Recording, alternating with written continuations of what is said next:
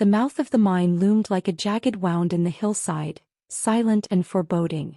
Inigo advanced first, raising his rifle as the shadows swallowed them whole. Behind him, Lyra moved with near-silent precision, her steps as light as falling leaves. The only sound between them was the faint creak of worn leather and the slow, steady click of Inigo's safety disengaging. Just inside, the mine opened into a narrow tunnel, wooden supports bowing inward with age, beams draped in old moss and spiderwebs. A lantern wouldn't have helped here. The darkness was thick and absolute. But Inigo had already tapped into his system. Night vision, active. The world turned green as his visor adjusted, bathing the tunnel in cold, artificial clarity. He could see every rock, every fracture in the timber, every worn pickaxe left behind by long-dead miners. "Hold," he whispered, raising a clenched fist. Lyra froze immediately. Ahead, movement. 3 kobolds, their eyes glowing faintly in the dark, shuffled toward them. They were armed with jagged spears and rusty blades, armor cobbled together from scrap and bone. Inigo shifted slightly and raised the rifle to his shoulder. Thwip, thwip, thwip. 3 suppressed shots rang out. The first 2 kobolds dropped instantly, one with a hole clean through the chest, the other crumpling as a round tore through its eye. The third screamed, turning to flee, but Lyra was faster. Her arrow hissed through the dark, alighting with a flash of flame mid-flight, and struck the kobold in the spine. It toppled, engulfed in small dancing embers. Inigo glanced over his shoulder. "Nice." Lyra nodded once, knocking another arrow. "Your aim is frightening." "I get that a lot." They moved on. The tunnel split. One path dipped sharply downward, another veered left, reinforced by newer woodwork. "Main nest is likely below," Inigo muttered. "But this left passage might be storage or secondary patrol route." "I'll cover the left," Lyra offered. "Split and scout." "No. We move as one. Clear left first." She gave a brief nod. As they stepped into the left tunnel, the ceiling grew lower, the air denser. The clack. A sharp metallic snap echoed. "Trap." Inigo grabbed Lyra and yanked her back just as a pair of sharpened logs swung down from above, cleaving through the space they had just occupied. The impact splintered the wall beside them, throwing wood chips and dust everywhere. Lyra's breath hitched. "I didn't see that." "I did," Inigo said, eyes narrowed behind his visor. "Barely." A crude tripwire, twine stretched between 2 floor pegs. He pulled a knife and sliced it clean, stepping over the mechanism. "You all right?" She nodded, brushing her cloak. "Thanks." They continued down the hall. At the far end, a crude wooden door blocked their path. Muffled growls and the scrape of claws came from beyond it. Inigo held up a frag grenade and looked to Lyra. She nodded, backing into the shadows and drawing an arrow. Inigo pulled the pin. Click, clink, clink. The grenade bounced once and rolled under the door. Boom. The hallway shook. Smoke and screams burst forth from the shattered door. Inigo charged in immediately, M4A1 barking like thunder. Kobolds, 6 of them, scrambled within a crude barracks. One lunged at him with a rusted sword. He dropped it with a shot to the chest. Another dove from a bunk above, and Inigo pivoted, catching it with a burst that stitched its torso in lead. Behind him, Lyra moved like a phantom, her arrows slicing the air with deadly accuracy. One kobold reeled from a flaming arrow to the shoulder, only to be struck down by a second bolt to the heart. Another raised a crude shield, snarling. Lyra shot beneath it, the wind-enchanted arrow snapping its knee backward with a sickening pop. They cleared the room in seconds. Lyra lowered her bow, chest rising with quiet breaths. "Your reflexes. They're not human." Inigo ejected his spent mag and slapped a fresh one in. "Let's say my training comes from somewhere different." "Your bullets bend bone," she said, eyes still scanning the carnage. "It's like you're dancing with death and dragging me with you." He cracked a grin. Wouldn't be the first time someone said that either. They pressed deeper. The tunnel opened into a wide cavern, a natural chamber with old mining tracks twisted through it. Stalactites hung from above like jagged teeth. And scattered across the floor were kobolds, 20 at least, stationed behind rock outcroppings and broken mine carts. At the center of it all, larger than the rest, stood the Alpha.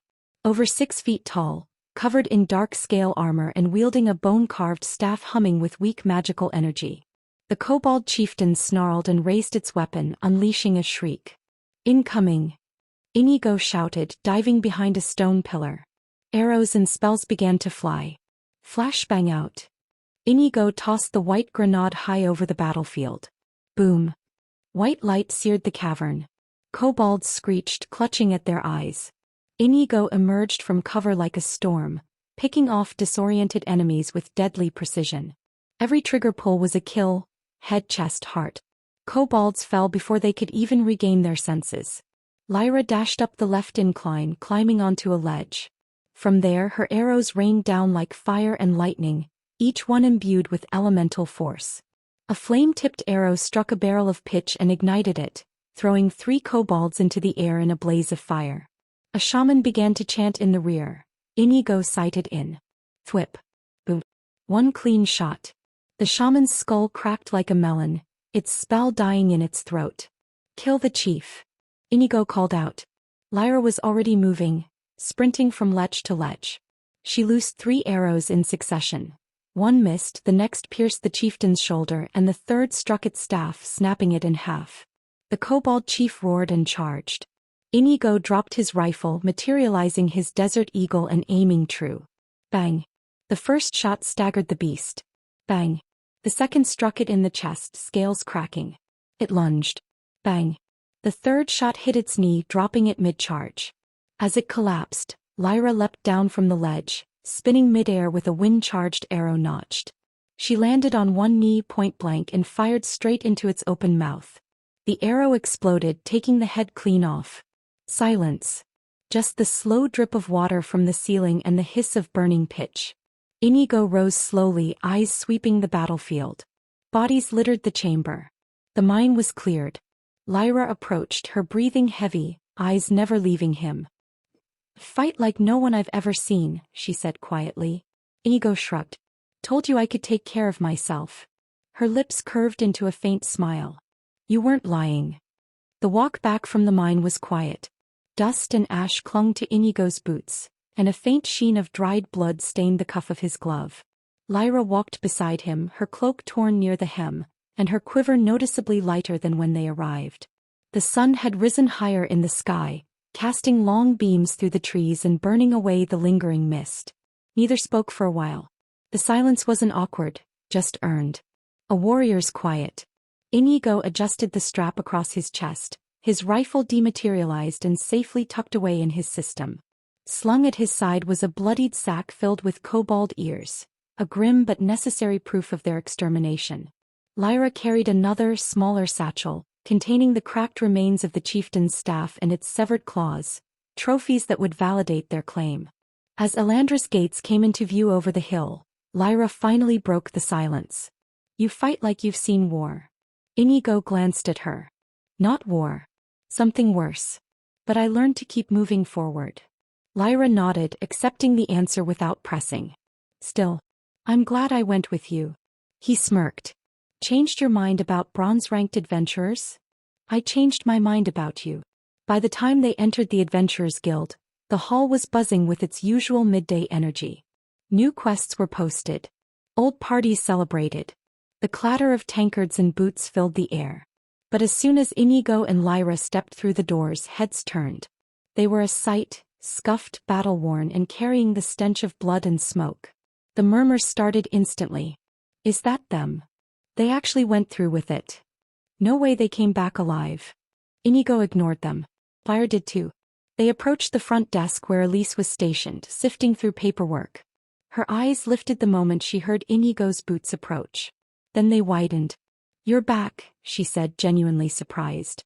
Inigo dropped the bloodied sack onto the counter with a solid thump. "Job's done," he said. "Kobold nest cleared. Chieftain eliminated." Lyra followed suit, placing her pouch next to his. "Here's the chieftain's remains, staff shards, claws, and what's left of his armor." Elise blinked, then slowly opened the sacks, carefully inspecting the contents. Kobold ears, charred talons, and the unmistakable curved claws of an alpha. "You actually did it," she murmured. "Told you we would," Inigo replied, voice casual. Elise looked up, gaze flicking between the two of them. No injuries? None worth mentioning, Lyra answered calmly. Elise took a breath and reached under the counter for the mission ledger. She flipped through the pages until she reached the entry for the A-rank extermination quest. Her quill moved quickly, inking in the status, writing down the confirmation of a completed bounty. Proof submitted, she said. Confirmation pending, but I can already verify enough here to issue the base payout. She reached for a drawer and withdrew 2 heavy coin pouches. 2 gold coins. 30 silver. Base reward. I'll issue an additional 15 silver for the chieftain's materials once the guild master finishes verifying the relics. He slid one pouch to Inigo, the other to Lyra. Inigo took his with a nod and a satisfied smirk. Guess I'm eating well tonight. Lyra simply accepted hers in silence, slipping it into her belt pouch. I'm going to need both of you to sign off on the official report, Elise added, pulling out a parchment. They did so quickly, Inigo with the same crisp script, Lyra with her elegant practiced handwriting. As she pressed the final seal, Elise looked up again, this time softer. You know, I wasn't expecting you to return. Inigo raised an eyebrow. That makes 2 of us. Lyra offered a slight smile. And yet here we are. Yeah. Elise smiled faintly, but there was real warmth behind it. And for the record, I'm glad you proved me wrong. Just then, a nearby group of adventurers who had been watching finally approached. One of them, a burly man with a battle-axe strapped to his back, stepped forward. You 2 took out the Kobold Alpha in East Hallow? Inigo gave a lazy nod. We did. No casualties? Just theirs. The man gave a low whistle. Damn. Respect. Others followed, nods of quiet approval passing between once doubtful faces. No more scoffs. No more dismissive whispers. They'd earned their place. After a few more nods and exchanged looks, the crowd dispersed. Inigo leaned back against the counter, arms crossed. So, he said, that's how you get people to stop looking at your bronze badge. Elise rolled her eyes. Don't let it get to your head. I won't, he said. I'll just let it sit there and inflate my ego for a while. Lyra, standing beside him, smirked. You've earned it. Elise looked at her, then at Inigo. Guildmaster's going to want to meet you both after this. He'll want a formal report, maybe even assign you follow-ups if anything else stirs near the mines. When? Tomorrow morning. He's in meetings for the rest of the day. Inigo nodded. We'll be here. With that settled, he turned to Lyra. Want to grab food? I still have half my gold left. She gave him a small, amused look. You trying to buy my praise now? No, I'm trying to not eat alone. Big difference. Fine, she said, shaking her head slightly. But next time I pick the place. Deal. They turned toward the doors, the warmth of the sun greeting them once again as they stepped back into the street. Tired, hungry, but victorious. Now he earned a date with an elf. Alandra's twilight skies painted the cobblestones in hues of amber and rose. Lanterns flickered one by one as lamplighters made their evening rounds, the scent of fresh bread mingling with the cooler breeze from the nearby hills. The city was winding down, its pulse slowing with the setting sun. Inigo walked alongside Lyra, hands in his coat pockets, his steps matching hers as if they'd done this 100 times before. The sound of their boots echoed softly across the plaza stones, a rhythm that felt oddly peaceful. It wasn't a mission. It wasn't an ambush. It wasn't survival. It was dinner. This way, Inigo said with a small nod, motioning toward a warmly lit building just past the plaza fountain. Vines clung to its brickwork facade, and the iron-wrought sign swayed gently above the door. La Farines. The same place he had brought Elise. But tonight felt different. Tonight wasn't about politics or reports. Lyra stopped just outside, eyes scanning the stained glass windows, the glow from within reflecting on her pale silver hair. This place looks expensive. It's not cheap, Inigo admitted, holding the door open for her. But after what we just went through, I figured you deserve more than dry rations and reheated stew. She gave him a look, part amused, part reluctant, and stepped inside. The interior was just as he remembered. Candlelit chandeliers dangled from arched ceilings. Soft violin music played in the background, and the air was thick with the aroma of roasted game, buttered root vegetables, and aged wine. A hostess led them to a private table near the corner, tucked beside a window draped in deep crimson curtains. They sat down, menus opening between them. Lyra took a moment to soak it all in, her gaze lingering on the polished wood, the velvet seat, the silver cutlery. Her hands looked out of place here, more used to gripping a bowstring than holding a wine glass. "You've been here before," she said finally. Inigo nodded. "Had dinner here a few nights ago. Figured you'd appreciate the quiet." She tilted her head. "With who?" "Elise," he said simply. "Guild paperwork." "Ah." When the waiter arrived, Inigo ordered his usual, herb-crusted venison with forest glaze and a bottle of dry red. Lyra settled on the mushroom stew and freshly baked bread, her usual sharp edge dulled somewhat in the candlelight. As their glasses were filled, Inigo lifted his drink. "To survival," he said. Lyra raised hers gently. "And to strange weapons and stranger men." They clinked with a soft chime. The first few minutes passed with small talk. What they thought of the city, the difference in food between here and the borderlands, how strange it was to sit at a real table after wading through a mine filled with blood and shattered stone. But eventually Lyra's gaze drifted out the window, into memory. "I thought it would feel better," she said softly. Inigo lowered his fork. "The quest." She nodded. "Finishing it. Killing them. I thought it would give me something. Closure. Peace." Her voice trailed off. "It didn't." He said nothing. Just waited. "I let myself believe she'd be there," Lyra continued, her voice low. "Somewhere in that mine. Shackled. Alive." Her fingers curled slightly around the stem of her glass. But there was nothing. No signs. No remains. Not even her pendant. Inigo leaned forward slightly, brows furrowing. "I noticed that too.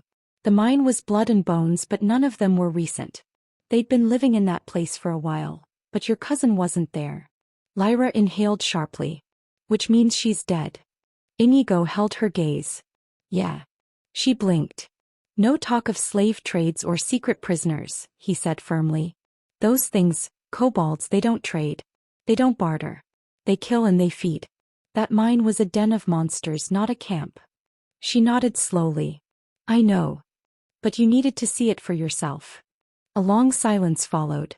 When she finally spoke, her voice was quiet. "She was always stronger than me, you know. Faster. Braver. I thought maybe if I could do what she couldn't, slay the ones who took her, maybe I'd understand why she didn't make it." Inigo studied her face. For once she wasn't guarded. She wasn't cold or tactical. She was just a young woman with grief buried beneath her composure. "She would have been proud," he said, "that you faced them. That you made it out." Lyra looked away. "Maybe." Another quiet moment passed, broken only by the soft clatter of plates as the waiter returned with their food. They ate in silence for a while, small bites, slow movements. The wine helped dull the edge, but the heaviness still lingered. Eventually Lyra changed the subject. "You know, your weapons. I still don't fully understand them. That rifle you used in the cavern, it didn't just fire. It hunted."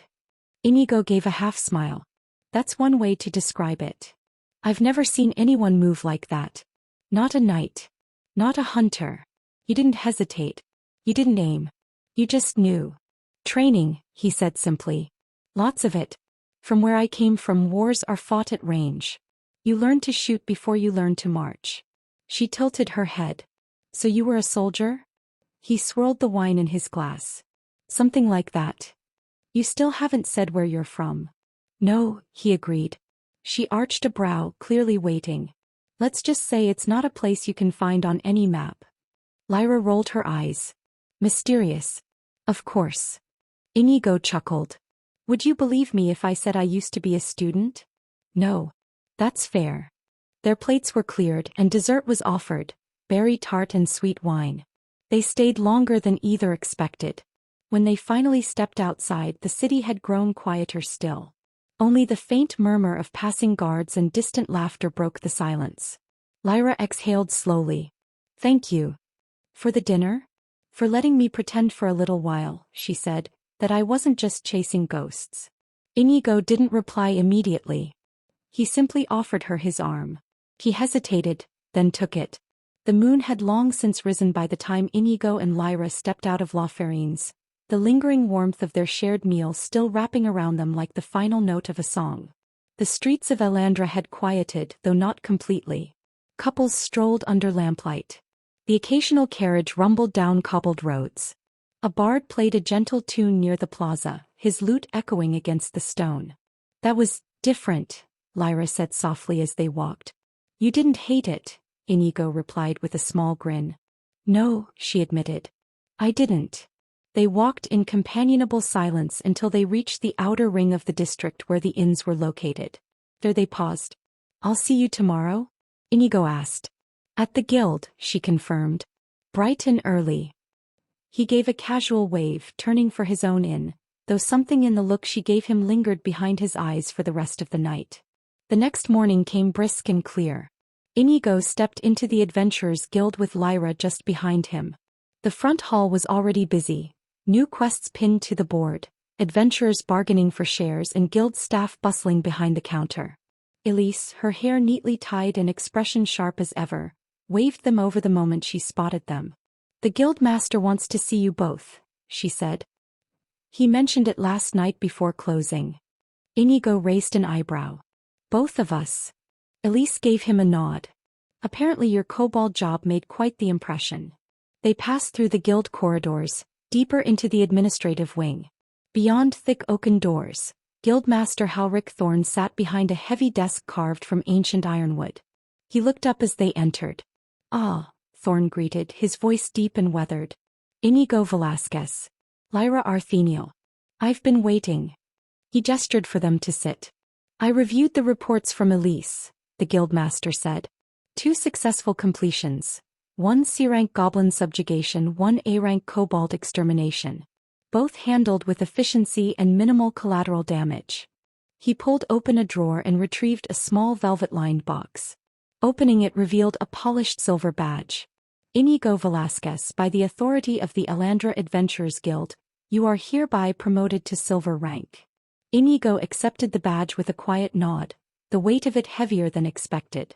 Recognition wasn't something he chased, but in this world, every step up was survival. Lyra glanced at him with something between pride and relief. Thorn continued. Furthermore, I've been informed the 2 of you worked as an unofficial team on both missions. That's right, Inigo said. And I would like to formalize that, Lyra added. I want to join him permanently. We fight well together. Better than most full parties I've seen in this hall. Thorn leaned back, folding his hands. So be it. Have you chosen a party name? Inigo glanced at Lyra, who gave him a small nod of encouragement. He thought for a moment as he couldn't resist her beaming eyes. Ebon Vanguard, he said finally. Thorn raised an eyebrow. Ebon, as in shadow or steel? Both, Inigo replied. We move in the dark, the enemy not going to see us coming. I like it, Lyra said simply. Thorn nodded and turned to Elise, who had quietly followed them in with her ledger in hand. See to it. Register them officially. They'll be operating under the Ebon Vanguard name effective immediately. Elise's quill scratched across parchment. Done. Good, Thorn said. Now that you're silver and a registered party, you'll be receiving higher tier assignments. Dangerous, yes, but rewarding. And based on what I've seen, I expect good things from you. The Guildmaster rose and extended a hand. Welcome to the next tier. Inigo stood and shook it. We won't disappoint. Back in the guild hall, the shift was already evident. Adventurers looked at him differently now, some with nods of respect, others with narrowed eyes of competition. Lyra stood beside him with the same quiet confidence, her bow slung behind her back and silver hair cascading over her cloak. You realize, Inigo said, this means we'll probably start getting even crazier jobs. I don't mind, she said. So long as you're there to watch my back. He smiled. Always. Elise stepped up from behind the counter with a parchment in hand. Here's your first mission offer as Ebon Vanguard. A scouting party reported unusual activity near the Windspire Cliffs. Rumors of wyvern sightings. It's B rank and pays 2 gold up front. Inigo whistled low. Wyverns already? You don't have to take it right away, Elise said with a smirk. But I figured you might want something with teeth. Lyra took the parchment and rolled it neatly. We'll consider it. Elise leaned forward slightly. And Inigo. He turned. Congratulations. You've earned it. There was something honest in her tone. Not the polite professionalism she used at the counter, but something personal. He gave her a small nod of appreciation. Thanks. And thanks for putting up with us. I'll be here when you get back, she said, returning to her post. As they walked toward the main doors, Lyra nudged him lightly. So what now? We shop for gear. Restock supplies. Maybe get new clothes. I'm tired of looking like I only own 2 shirts. Lyra actually laughed. A soft musical sound. I can help you pick. Dangerous offer, Inigo said with mock suspicion. I have terrible taste. It's fine by me. They stepped out into the bright mid-morning sun, the city alive with its usual bustle, vendors calling out specials, students in mage robes rushing past with armfuls of scrolls, and armored guards patrolling the streets with relaxed demeanor. Inigo adjusted the new silver badge clipped to his cloak. Silver rank, a party name, and wyverns on the horizon. Not bad for a week's work. Lyra glanced sideways at him. You think the next mission will be tougher? Oh, definitely, he said. But hey, Eben Vanguard doesn't back down from a challenge. She smiled.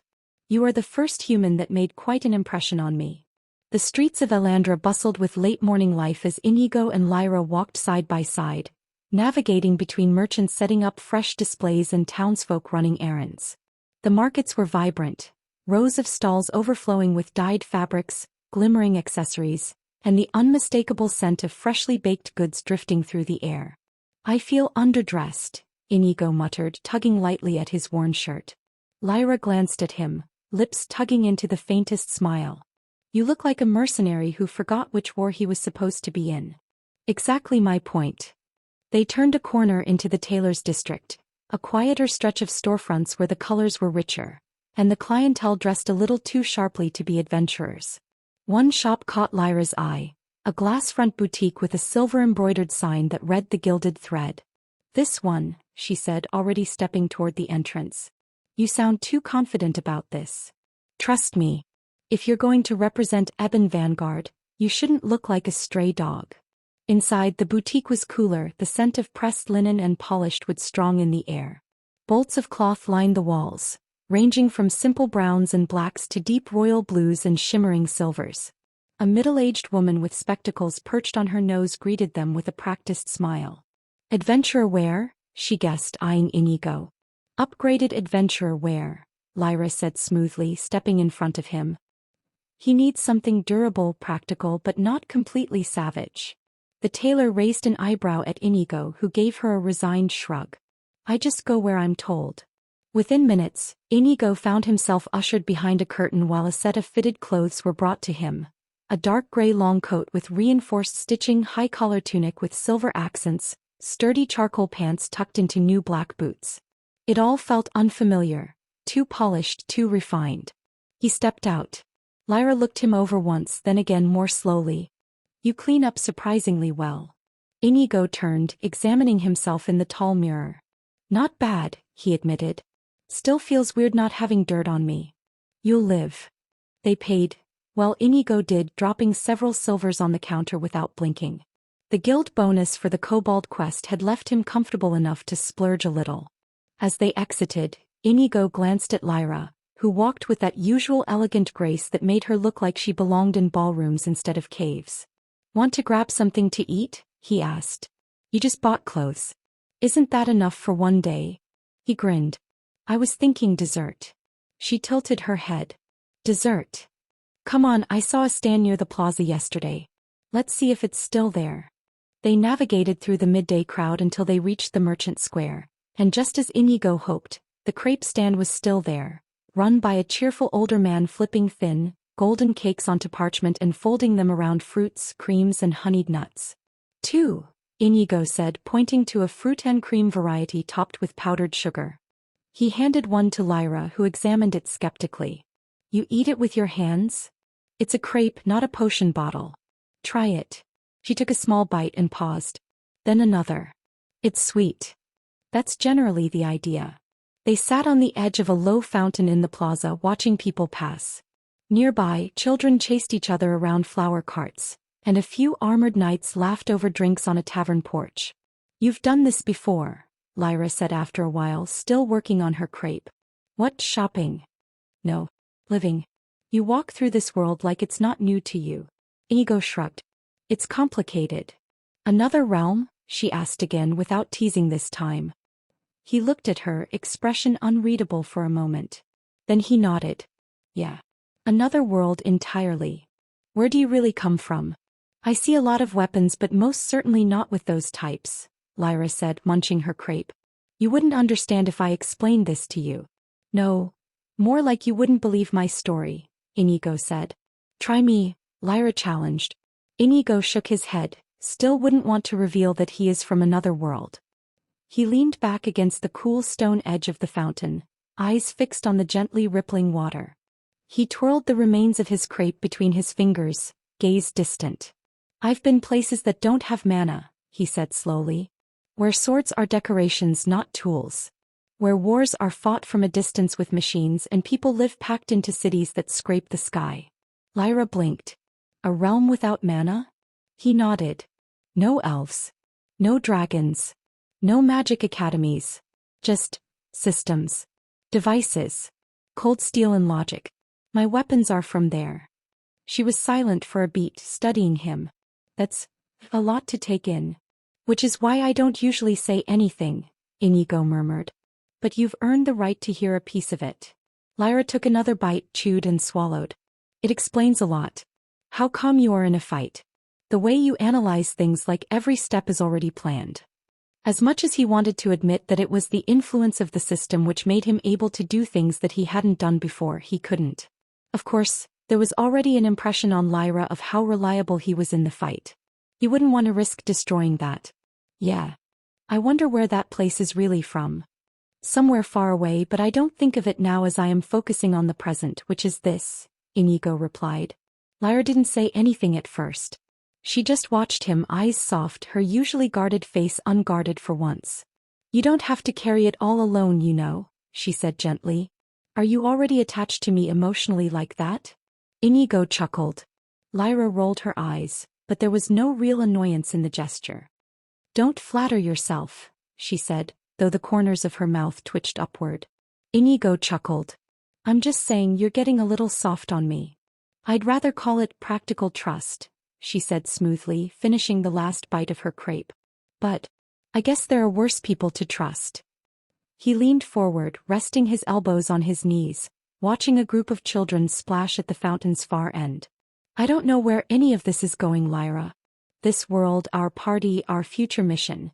But for the first time since I arrived here, it feels like I'm exactly where I'm supposed to be." She remained quiet after that. Eventually Lyra stood.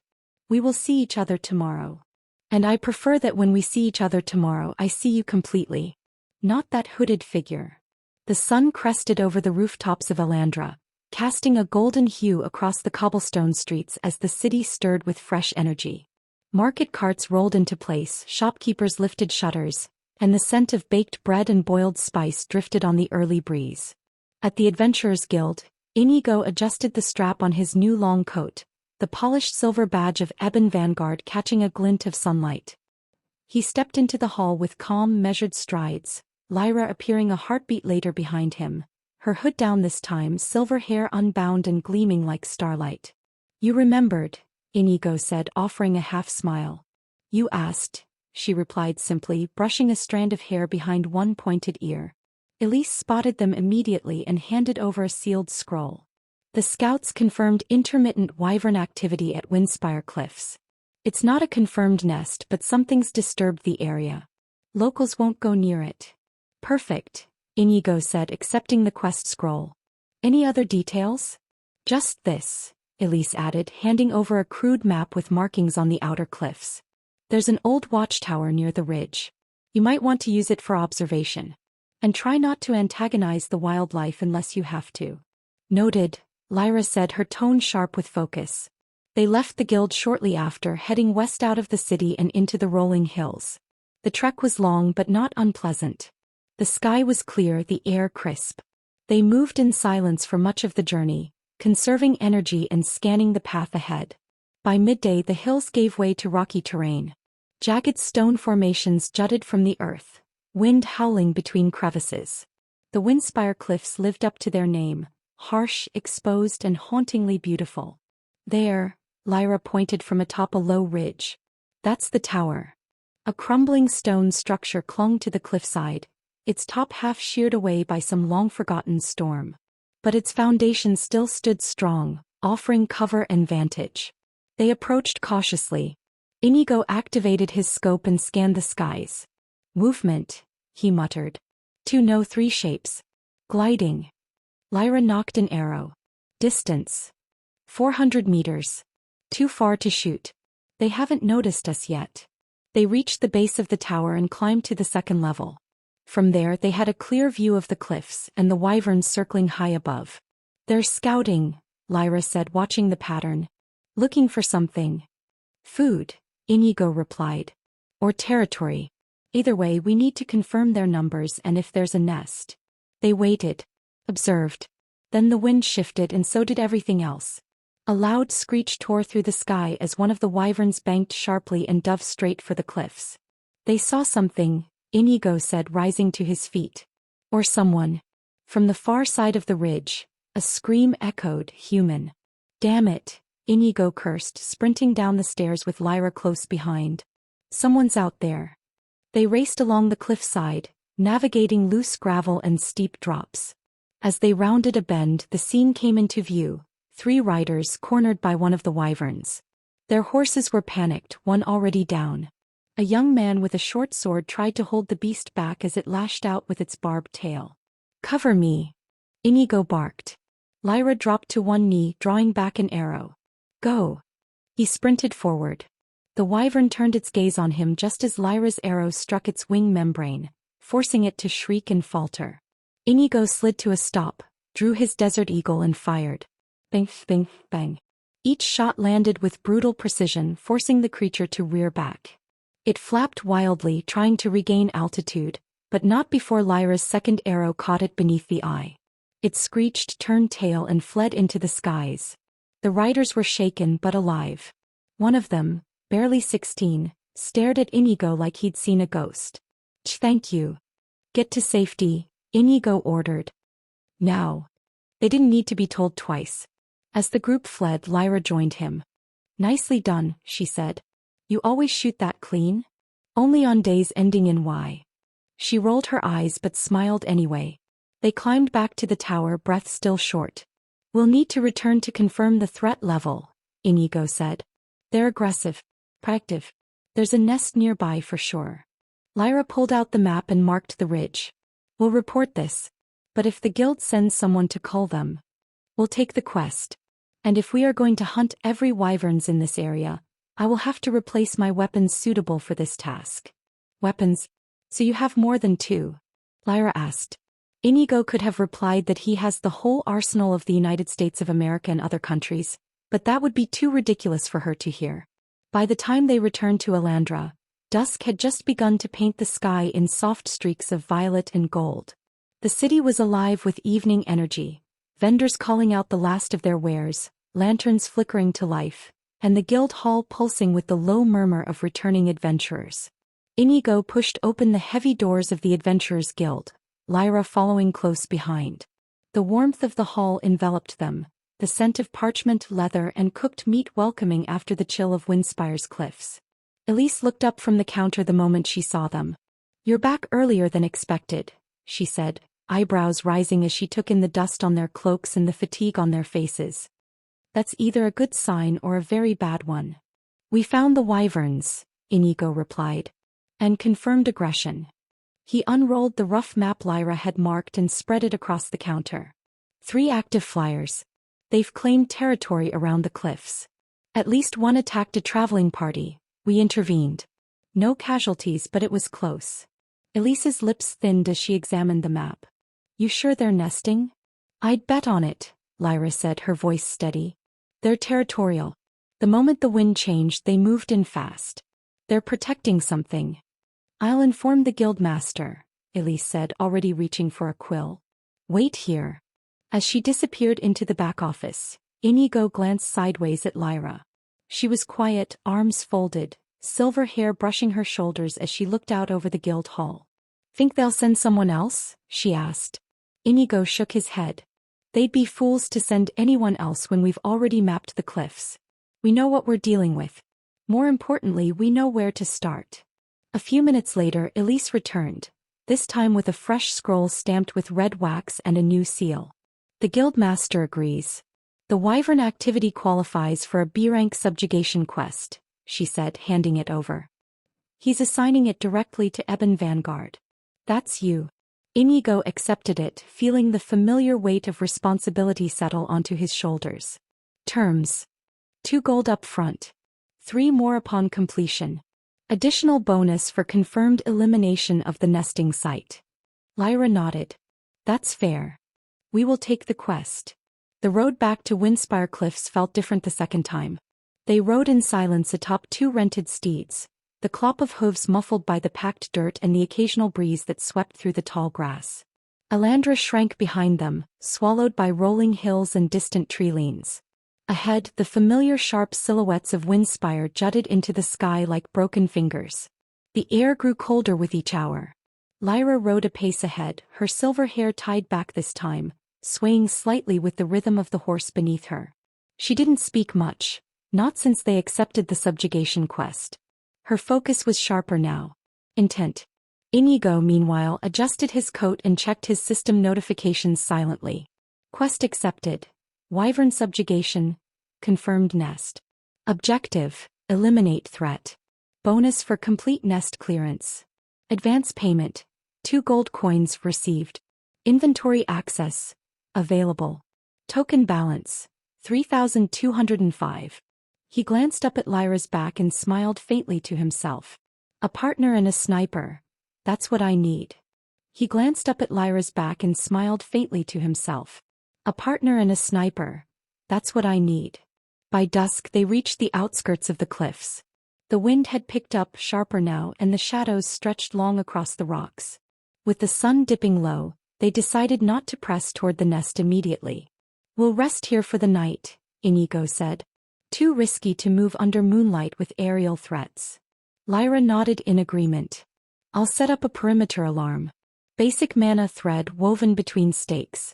If anything crosses, it'll snap and flare. We'll know. They worked in tandem, Inigo clearing a small area between the boulders, stacking rocks for a windbreak while Lyra pulled out a compact bedroll and light tarp. A small fire crackled between them shortly after, casting warm light over the narrow camp. As the stars began to glitter above, they shared a simple meal: dried meat, flatbread, and water poured from metal flasks. The silence wasn't awkward, just calm. Familiar. I'll take first watch, Inigo said, brushing crumbs off his lap. Lyra raised a brow. Confident I won't stab you in your sleep? He smirked. I'm hoping you'd at least let me wake up before you do it. She chuckled lightly, and that sound so rare caught him off guard. You know, she said, settling into her bedroll with her back to the wind, I've traveled with a few teams before. Temporary groups. Mercenary contracts. None of them ever made me laugh. Maybe they weren't funny. No. Maybe I didn't let them. The fire crackled between them. She rolled to her side, facing the flames, the corner of her blanket pulled just under her nose. Her eyes half-lidded. Inigo. Yeah. Don't die tomorrow. The words were soft, almost lost in the wind. He looked at her through the firelight and gave a small nod. I wasn't planning on it. An hour passed. The cliffs beyond were quiet, only the wind and the occasional cry of nocturnal birds breaking the silence. Lyra slept soundly, face softened by the glow of the fire. Inigo sat on a stone nearby, rifle across his lap. But his mind was elsewhere, deep within his system. Weapon shop. Open. Sort by. Long range / cost under 3,000 tokens. He scrolled through digital listings of firearms, many of which had once only existed in his world. Bolt actions, semi-autos, anti-material rifles. Until one caught his eye. M110 semi-automatic sniper system. Effective range, 800 m. Ammo, 7.62 mm NATO. Scope, night vision plus thermal overlay. Silencer, optional attachment. Cost, 2,850 tokens. Perfect. Purchase confirmed. M110 SAS added to inventory. A shimmer of light briefly illuminated his lap, and the matte black sniper materialized. Sleek, deadly, balanced. He held it reverently, checking the scope, the grip, the mag. This was the tool he needed to deal with airborne threats like wyverns. Silently, he loaded a magazine, checked the action, then stored it back into his system. Lyra shifted in her sleep, muttering something unintelligible. Inigo turned, suddenly aware of how quiet the world had become. Her silver hair spilled across the bedroll, her face calm, lips parted slightly with sleep. The fire's light danced across her cheek. He stared too long. "I know you're watching," Lyra mumbled sleepily, eyes still closed. Inigo blinked. "I wasn't." She cracked one eye open. "You're a terrible liar." "Habit," he replied, clearing his throat. "A beat." "Was I snoring?" she asked, her voice still slurred with drowsiness. "No. Just talking in your sleep." "What did I say?" "You called me a muscle-headed cloak thief." Her eyes flew open as her brow furrowed. "I did not." He grinned. "No, you didn't. But it's funny watching you believe it." Lyra sighed, rolling to face away from him. "I'm going back to sleep. If you fall asleep on your watch, I will turn your coat into a tent." "Noted," he said, laughing under his breath. As the wind continued to whistle through the cliffs, Inigo adjusted his seat, rifle leaning against the stone nearby, and gazed out into the darkness. Tomorrow would be a hunt. But tonight was peaceful. And he would protect it. The fire had begun to burn low, its embers pulsing softly like the heartbeat of the camp. Inigo added another stick to keep it alive, the crackle breaking the rhythm of the wind for just a moment. The chill deepened, curling around his boots and creeping into the folds of his coat. He didn't mind it. His eyes scanned the cliffs beyond. Nothing stirred. But his mind was still processing the earlier encounter, the screaming rider, the flash of talons. If they were lucky, tomorrow would only bring one more confrontation. If not... He reached into his inner pocket and pulled out a cloth, quietly polishing the barrel of his sidearm. "Don't die tomorrow," Lyra had said. He glanced toward her again. He was asleep, really asleep this time. No playful quips, no half-lidded teases. Just quiet breathing and the peaceful stillness of someone who trusted him to stand watch. A strange warmth settled in his chest. "Yeah," he whispered. "You don't have to worry." With his weapons prepped and his resolve firm, Inigo settled in for the long night. The morning sun rose like a blade, slicing through the chill mist that clung to Windspire cliffs. Inigo stirred the fire one last time before stamping it out with his boot. The sky above was clear, too clear. A hunter's sky. No cover for anything that flew. Lyra yawned softly as she sat up, rubbing the sleep from her eyes. Her hair had fallen from its tie during the night and now framed her face like silvered silk. She blinked at the brightness, then glanced toward Inigo, who was rechecking his gear in that focused, meticulous way of his. And then she noticed it. "What's that?" she asked, pointing. Inigo looked up, his hand still resting on the weapon laid across his lap. The matte black body of the M110 glinted faintly in the sunlight. "This?" he said casually, brushing imaginary dust from the scope. "Something I brought along. I've never seen it before." Inigo shrugged. "It's always been with me. I just didn't have a reason to bring it out until now." Lyra's eyes narrowed slightly. "Is it like the other one? The smaller one with the impossible recoil?" He smiled faintly. "Something like that." She didn't press further, but her gaze lingered a few seconds longer than usual. By mid-morning they had broken camp and descended further into the cliffs. The wind screamed along the ridgelines, tugging at their cloaks and sending loose gravel tumbling down the slopes. The climb was slow and deliberate, each step calculated. They had marked the likely nest site the day before, a jagged outcropping veiled by stone and wind. A good vantage. A better hiding place. Inigo took point, rifle slung across his back beneath the long coat. Lyra moved behind him, quiet as a shadow, her bow always within arm's reach. "We're getting close," she said, pausing to listen. Her ears twitched. "I hear wing beats." Inigo raised a hand, signaling a halt. They crouched behind a ridge and peeked over. There was the nest. Built into the spine of a broken cliff face, it was a grotesque mound of bone, feathers and rock. At least 2 wyverns visible, curled around eggs the size of barrels. A third prowled the outer perimeter, wings half furled. 3 adults confirmed, Inigo murmured. Eggs too. Do we eliminate the nest? Lyra asked, her tone even, but there was a faint tightness in her jaw. We do what we must, Inigo said. But first we thin them out. He unslung the sniper and lay flat along the rock, extending the bipod and peering through the scope. The heat signatures flared immediately. Pulse rates, movement, wing muscle shifts. He exhaled. First shot's mine. Once I fire they'll scatter. You take the high path and pick off anything that tries to flank. Lyra nodded and moved without another word, scaling a narrow ledge that wound around to an elevated perch. Inigo centered his crosshairs on the sentinel wyvern's eye. Its head tilted slightly as if sensing something. Too late.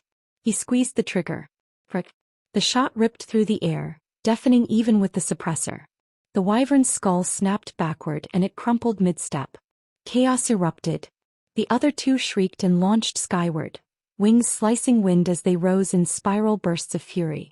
Inigo rolled left, chambered the next round and sighted the second. Another pull. Frick. This one clipped the beast's wing, sending it tumbling down the cliffside, smashing through stone and debris. The third wyvern shrieked and dived, heading straight for Inigo.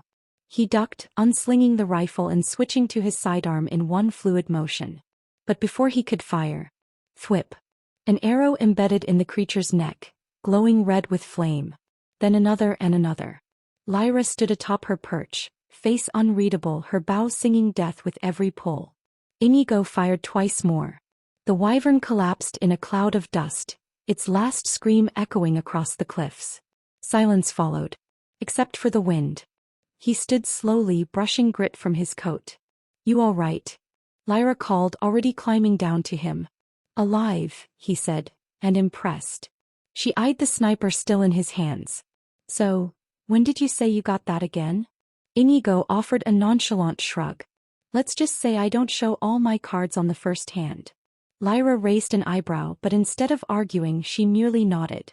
Remind me not to play poker with you. They approached the nest carefully, weapons drawn in case any stragglers remained. The eggs were intact. Inigo stared at them for a long moment. Do we destroy them? Lyra asked softly. He didn't answer right away. Then slowly he nodded. We came here to eliminate the threat.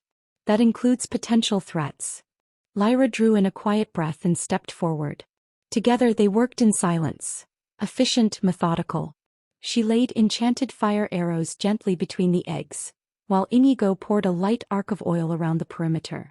A single spark was enough. The nest ignited with a muffled whoosh, flames licking upward, the crackle loud against the wind.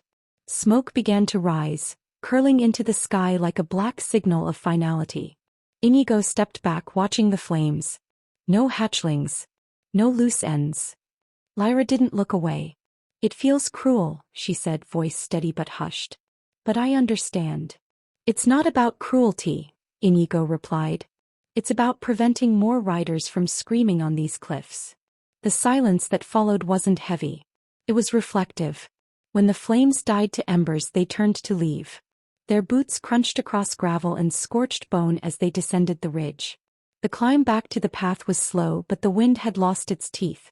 The sun crept higher behind them, and the shadows of Windspire finally began to shorten. At the base, Inigo paused and looked back one last time at the blackened ruin of the nest. Lyra stood beside him. Do you ever think about what your world would do with something like this? He blinked, caught off guard. You mean the wyverns?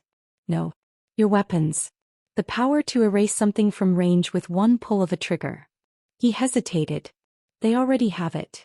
She glanced at him, but he didn't elaborate. She didn't push. The silence returned, but this time it was comfortable. By midday they reached their horses and the long ride back to Elandra began. There were few words spoken, only the sound of hooves on stone and the distant cry of birds overhead. And it was a roar. Not the piercing shriek of the wyverns they had fought, but something deeper. Heavier. Like thunder rolling across the peaks. Lyra's head whipped upward. Her eyes widened. No, she breathed. That's not just another wyvern. Inigo followed her gaze and saw it.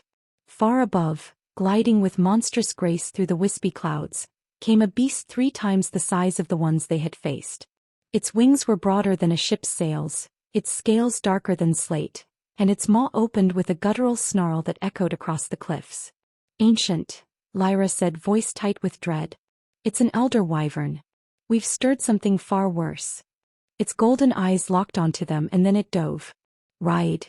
Inigo shouted, spurring his mount forward. They galloped down the ridge trail, hoofs pounding like war drums. The wind screamed past them, but the creature's roar drowned out all else. A shadow passed overhead, enormous and fast. Inigo split. Lyra cried. Without thinking, he veered right as Lyra bolted left, the massive beast crashing down between them in a storm of wind and claws. Stone shattered, debris flew, and one of the horses screamed as its legs were torn from under it. Inigo leapt from his saddle just in time. He hit the ground hard, rolling through gravel and dirt, coughing dust. The monster turned toward him, its nostrils flaring. Blood-red membranes unfurled beneath its wings as it took a slow step forward, teeth bared. He drew the M4A1 and opened fire. Brrr! The shots hammered its face and chest, but the bullets bounced off or buried shallow. Scales like forged plate deflected them with ease. It snarled, enraged. He ducked behind a boulder just as a tail slammed into it, exploding the stone like it was made of chalk. Inigo. Lyra's voice echoed distantly, but he couldn't afford to answer. The beast lunged again. He sprinted, zigzagging along a ridge. The sniper. It had longer range, heavier impact. Maybe it could. He dove behind another outcrop and pulled the M110 from his inventory. Slammed in, the mag scoped up. The wyvern turned, charging up the slope now, wings tucked to its side as it barreled toward him. Inigo fired. The round hit its eye and it blinked, only stunned for a heartbeat. No penetration. He ducked, heart pounding. This isn't enough, he growled, backing up quickly as the creature roared. Then he did something he had never done during a fight before. He opened his system store. Freedom Shop. Open. His fingers flew over the interface. Search. Anti-dragon weapons. Thousands of entries. Too slow. He narrowed it. Search. RP7. One entry blinked into view. RPG-7 launcher plus 1 heat round. Cost 5,000 tokens. One-use launcher with a shaped charge warhead designed for maximum armor penetration. His eyes widened. Expensive. He looked up, just in time to see the wyvern leaping from the cliff edge, wings half folded as it aimed to crush him beneath its full weight. Buy it. Transaction complete, 5,000 tokens deducted.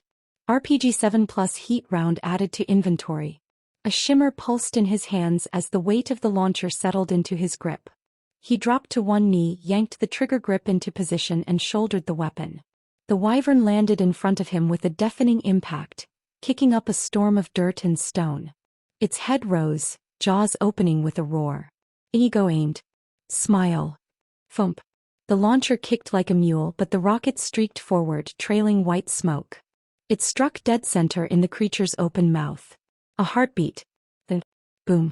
The explosion lit up the sky. Fire and scale erupted midair as the creature wailed in agony, its massive body twisting from the blast before plummeting into the canyon below in a thunderous, wing-snapping crash. Silence. And then a soft voice. Inigo. He turned. Lyra emerged from the rocks, dirt on her cloak, bow in hand. He exhaled hard. You all right? I should be asking you that, she said, blinking. What in the gods' names was that weapon? He paused, then shrugged. Something I don't use unless I really have to. She stared at the smoking canyon below, then back at him. Remind me never to ask what else you're hiding. He laughed. Deal. They stood there a moment longer, watching the smoke rise from the gorge. Then Lyra reached up, brushing dust from his collar. You're an idiot, she said quietly. I get that a lot. She smiled faintly, and for now, just for now, the danger had passed. Is it dead already? Lyra asked. Inigo shook his head. I don't think so. How can you tell? It was blown and crashed hard, Lyra said, tilting her head to the side. Although he could answer that question by simply stating that the system didn't notify him about the kill. But of course that would be a very weird inference. I don't think it's dead. That's why we have to look. Lyra frowned, stepping forward beside him. You're not serious. That thing took an explosive arrow to the face and fell off a cliff. Inigo didn't respond immediately. His eyes remained fixed on the smoke curling upward from the gorge, the acrid scent of scorched flesh and sulfur lacing the wind. He adjusted the sling on his M4A1 and motioned silently. Come on. If we leave it alive and it recovers, it won't just come after us. It might head straight for Elandra next. Reluctantly, Lyra nodded, pulling her hood back up and drawing another arrow from her quiver. Fine. But if it twitches, I'm not waiting for a clear shot. They picked their way down the jagged path, boots crunching on loose stone and charred debris. The ground was warm with residual heat, small embers still glowing between cracks. Eventually the path widened and they saw it. The elder wyvern lay broken across the rocks, its wings mangled, its chest heaving shallowly. It was still alive. Barely. The flesh around its face was mangled from the explosion, one eye completely missing. It wheezed through a ruined snout, its limbs twitching feebly. It wasn't just breathing. It was suffering. Lyra lowered her bow slowly, her voice unusually soft. It's in pain. Inigo stood over the dying beast, looking down at it with unreadable eyes. The wyvern lifted its head weakly. Its remaining eye, bright gold, locked onto Inigo. And for just a moment it didn't look like a monster. It looked like something that had simply lived long enough to see its end. But there's more important things in this world. Do you think this would fetch us a lot of money? Do you think this would fetch us a lot of money? Inigo asked, his voice calm and calculating as he stared down at the massive, mangled beast. Lyra didn't answer right away. She crouched beside the wyvern, her eyes scanning its scorched hide and twitching limbs. The rhythmic, ragged breaths told her it was still barely clinging to life. The claws alone would earn a decent sum, she murmured. And its organs, especially the heart, are worth something to alchemists and mages. Not priceless but rare enough to draw serious interest. Inigo's brow lifted. So not some ancient legend then? She shook her head. No. It's just big, strong, rare. Elder wyverns don't show up often, but they're not sacred creatures or anything like that. A high-ranking predator. Dangerous, yes. Revered? No. Then there's no reason to feel bad about making some coin off it, Inigo said, his tone firming. Lyra didn't argue. She stood and looked over the beast's ruined form. The hide's thick with latent mana.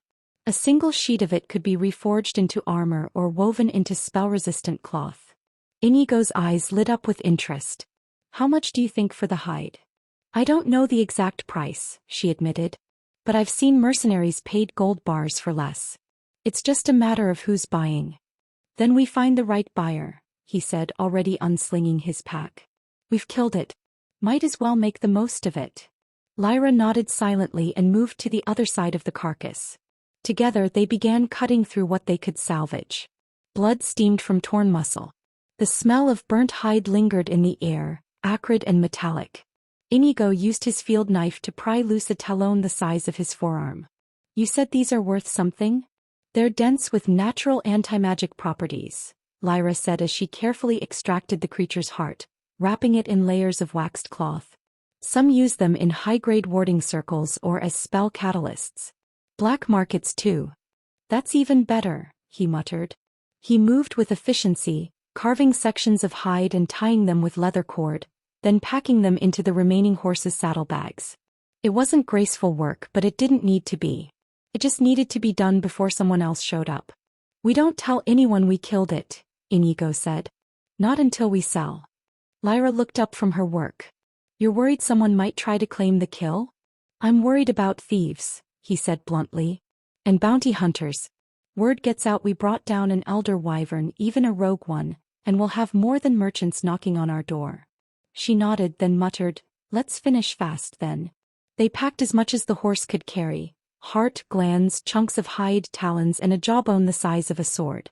When they were done, the wyvern's corpse was just a scorched husk. They stood beside it a moment longer, looking at their handiwork. Inigo exhaled and stretched his back. That's enough profit for a month, maybe more. Oh, it's even more. With that, they turned and began their descent from the cliff, the afternoon sun warm on their backs, and the silence of the aftermath broken only by the wind whispering through the stones. For now the hunt was over. The journey back to Elandra took the better part of one day. With only one horse between them, they alternated riding and walking, the heavy load of wyvern materials weighing down the saddlebags. Neither of them spoke much. They were exhausted, still riding the aftermath of adrenaline and calculation, and more than anything, they didn't want to be overheard in the wilds. When the familiar stone walls of Elandra came into view, Inigo let out a low breath.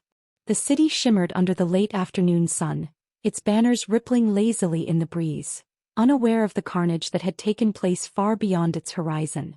As they passed through the city gates, a few guards gave them curious looks, especially at the blood-stained sacks tied to their horse, but no one questioned them. That was the good thing about adventurers. People expected them to come back covered in blood, carrying strange things. By the time they reached the Adventurers Guild, the sun was dipping low, casting long shadows across the cobbled street. Inigo pulled his hood slightly lower, nodding to Lyra. "Let me do the talking," he said. "I was going to let you," she replied. "You're the one who talks like you're playing 5 games at once." Inside, the guild hall buzzed with early evening activity. Soot-streaked mercenaries and robed bounty seekers gathered around tables, discussing quests and trade. The scent of roasted meat and pipe smoke clung to the air. Elise spotted them first. She straightened from behind the counter the moment she saw Inigo and Lyra walk in, especially when she noticed the blood-slick canvas rolls hanging from the saddle. "You're back," she said, stepping around the counter to meet them. "You don't look dead." "That's good." Inigo gave a short nod. "Windspire Cliffs is clear. Nest destroyed. Wyverns culled." Elise's eyes flicked to the saddlebag. "That doesn't look like just a wyvern claw." Inigo didn't flinch. There was an unexpected complication. One of the wyverns had drawn the attention of something bigger. "Bigger. A rogue elder," Lyra added calmly. "It attacked while we were securing the nest." Elise's brows rose. "You killed an elder wyvern?" "Technically," Inigo said, "we defended ourselves, then it fell into a gorge after we wounded it. We salvaged what we could." Elise crossed her arms, expression unreadable. "You're telling me the two of you brought down a high-ranking wyvern on top of completing the B-rank subjugation quest?" "That's what we're telling you," Inigo said with a small, tired smile. For a moment Elise said nothing. Then she turned back toward the ledger at the counter and opened it. "Report then. Quest complete. 3 gold upon confirmation of nest destruction, plus your initial 2 gold already paid." She began counting coin as Inigo pulled out the marked map and set it down on the table. "Nest was here," he said, pointing. 3 adults. Cleared. Confirmed eggs destroyed. Elise slid the coin across the counter. "And the elder?" "We're not registering it," Inigo said evenly. "At least not as a formal bounty. It wasn't contracted and we don't want the attention." Elise raised an eyebrow but nodded. "Smart. You'd have scavengers crawling over you by nightfall." She handed them a parchment. "Officially, Windspire Cliffs is cleared of wyvern activity. You'll be posted on the guild board as the team responsible. Expect more job offers soon." "Noted," Lyra said. "And the spoils." Elise glanced again at the bags. "What are you going to do with them?" "Private buyers," Inigo replied. "We'll go through back channels." Quietly. Elise gave a knowing smile. "I might know a few people who'd be interested. Alchemists, enchanters. They won't ask questions." Inigo tilted his head. "You get a cut?" 5%. 3. 4. Final. He extended his hand. "Done." As she returned to her post, Lyra leaned in slightly toward Inigo. "We're really trusting her?" "She's sharp," he said. "And she doesn't want our business ruined. She gets her cut and we keep moving." They exited the guild shortly after, coins in hand, the sky now a canvas of stars. They walked in silence until they reached the stable, where the horse was unburdened and brushed down. Then finally Lyra broke the quiet. "What are we going to do with the rest of the carcass? You know people might find it." "They'll find bones," Inigo said. "Charred and empty. We took what matters." "And the next step?" "We make contacts. Sell the parts. Maybe invest in better gear." Lyra looked at him. "You mean buy more ridiculous weapons?" "Gold doesn't buy me weapons that I use. I was thinking of a lodging." "You mean a house?" "Yes.